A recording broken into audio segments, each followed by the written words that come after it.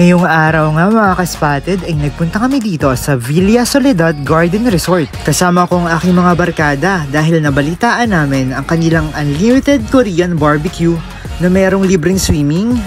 Yes, you heard it right. Nakapag-unli sangyup ka na, may libreng swimming pa for only 399 pesos lang. Kaya tara na sa Villa Soledad Garden Resort para sa ultimate Korean barbecue experience.